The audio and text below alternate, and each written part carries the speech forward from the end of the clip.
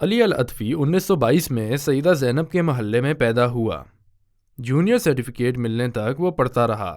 لڑکا گروسرز کے طور پر کام کرتا رہا، پھر ایک نان بھائی، پھر ایک فارمیسی ورکر، پھر ایک مالشی کے طور پر۔ ساری زندگی اس نے اپنے مذہب کی پرواہ نہیں کی اور وہ صرف یہ چاہتا تھا کہ کسی طریقے سے پیسہ کمایا جائے۔ اس نے یہ سب کچھ اس وقت حاصل کیا جب اس کی عمر 40 سال تھی۔ اس نے امریکہ اور ہالینڈ کا سفر کیا اور وہاں اس نے ڈچ لڑکی سے شادی کر کے نیشنلٹی حاصل کی۔ وہ اسرائیلی سفارت خانے میں جا کر خود اپنے ملک کا جاسوس بننے کی پیشکش کر رہا تھا۔ اسرائیلیوں کو یہ معلوم ہونے کے بعد کہ العطفی کسی مذہب کو تسلیم نہیں کرتا اور نہ ہی کسی ملک سے تعلق رکھتا ہے اور نہ ہی اسے کوئی اصول آتے ہیں، وہ صرف پیسہ چاہتا ہے، لہٰذا انہوں نے جھوٹ پکڑنے والا ٹیسٹ پاس کرنے کے بعد اسے بھرتی کیا۔ العطفی نے خفیہ سیاہی، ٹرانسمیٹرز اور ریسورسز اور چھوٹے کیمرے استعمال کرنے کے بارے میں تربیت حاصل کی۔ اس نے موساد سے بہت سارے پیسے مانگے اور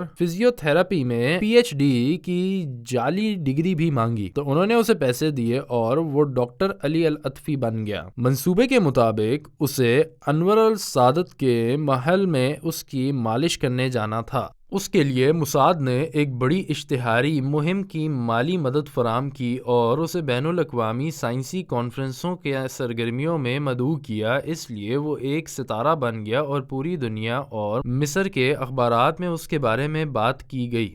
مشن کامیاب ہوا اور العطفی صدارتی محل کے اندر صدر کے ذاتی زندگی کے بارے میں آگاہ ہوا۔ گزرتے دن کے ساتھ اس کی طاقت اور تکبر میں اضافہ ہوتا گیا اور اس نے احتیاط ترک کرنا شروع کر دی۔ ہالینڈ کے اس آخری دورے پہ اس نے پیدل ہی اسرائیلی سفارت خانے جانے کا فیصلہ کیا۔ مصری انٹیلیجنس نے اسرائیل کے انٹیلیجنس اہلکاروں کے ساتھ اس کی تصویر کھنچوائی۔ محمد نسیم، جو مصری انٹیلیجنس والوں میں سب سے زیادہ جانے جاتے تھے، ان کو اس کی فائل موصول ہوئی۔ صدر السادات کے سامنے پیش کرنے کے بعد اس نے سخت اقدامات میں اسے گرفتار کرنے کا حکم دیا۔ نسیم نے انہیں روز الیوسف میگزین میں صحافی کے طور پر ان کے انٹرویو کرنے کے لیے بلایا، تو العطفی نے خوشی خوشی رضامندی ظاہر کی۔ 23 مارچ 1979 کو العطفی نے بریگیڈیئر جنرل محمد نسیم اور اس کے آدمیوں کو اس کے دفتر کے سامنے کھڑے دیکھ کر حیران کر دیا۔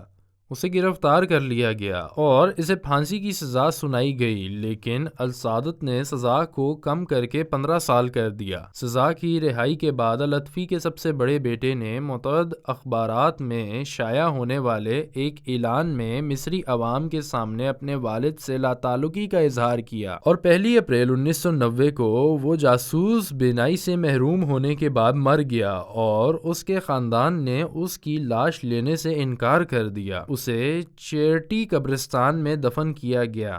وہ دنیا میں رسوائی کا مستحق ہے اور آخرت میں اللہ کے عذاب کا انتظار کر رہا ہے۔ جس نے اپنی دین کی پرواہ نہیں کی، اس کے لیے کوئی آیت یاد نہیں کی اور نہ اس نے سجدہ کیا۔ وَنَضَعُ الْمَوَازِينَ الْقِسْطَ لِيَوْمِ الْقِيَامَةِ فَلَا تُظْلَمُ نَفْسٌ شَيْئًا وَإِن كَانَ مِثْقَالَ حَبَّةٍ مِّنْ خَرْدَلٍ أَتَيْنَا بِهَا وَكَفَى بِنَا حَاسِبِينَ۔